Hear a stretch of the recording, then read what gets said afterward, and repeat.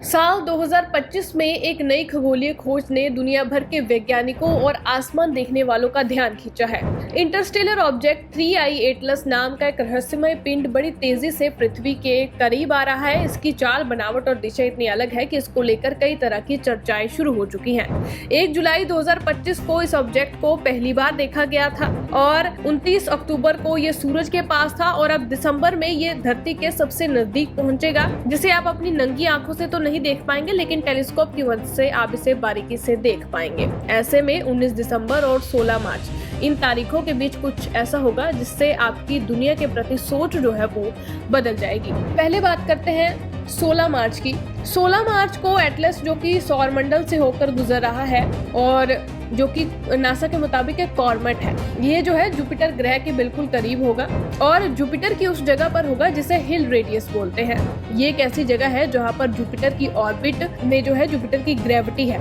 और जुपिटर की ग्रेविटी जो है सूर्य की ग्रेविटी पर ज्यादा हावी होती है, क्योंकि अगर सूर्य की ग्रेविटी हावी ना हो तो वहाँ पर अगर कोई यान, विमान या कॉमेट होगा तो उसको सूरज अपनी तरफ खींच लेगा और उसे रिप अपार्ट कर देगा। तो अब ये माना जा रहा है कि ये जो 3AI एटलस है ये 16 मार्च को हिल रेडियस पर ठीक उसी जगह पर होगा जहां पर नासा जैसी अंतरिक्ष एजेंसियां भी अपने यान भेजती हैं और इसी पर्पस से भेजती हैं कि सूरज की ग्रेविटी उसे पुल ना कर पाए और जो यान है वो जुपिटर की ग्रेविटी के साथ बंध जाए और वो जुपिटर के चक्कर लगाता रहे। अब जब 29 अक्टूबर एटलस सूरज के पीछे था, यानी कि पेरिहीलियन पर था, तो उसमें कुछ नॉन ग्रेविटेशनल एक्सेलरेशन देखा गया। ये एक्सेलरेशन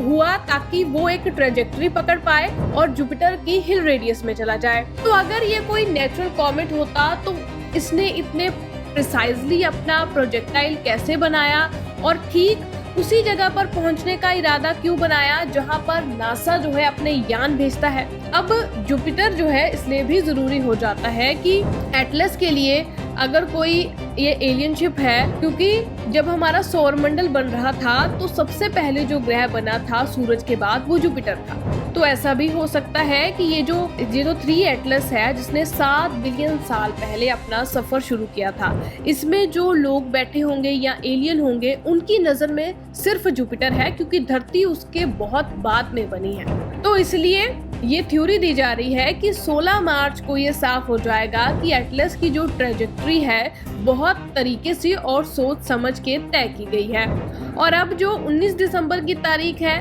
जब एटलस पृथ्वी के ऊपर से होकर गुजरेगा, हालांकि इसकी और पृथ्वी के बीच कई करोड़ किलोमीटर की जो है दूरी होगी, लेकिन पृथ्वी पर लगे तमाम टेलीस्कोप इसकी बेहतर तस्वीर खींच पाएंगे और इसको ठीक तरह से समझ पाएंगे। और अगर इन तस्वीरों में कुछ ऐसा पता चलता है कि ये कोई सामान्य कॉमेट नहीं है, तो फिर यहाँ पर जो है एलियंस का जो अस्तित्व है वो प्रूफ हो सकता है।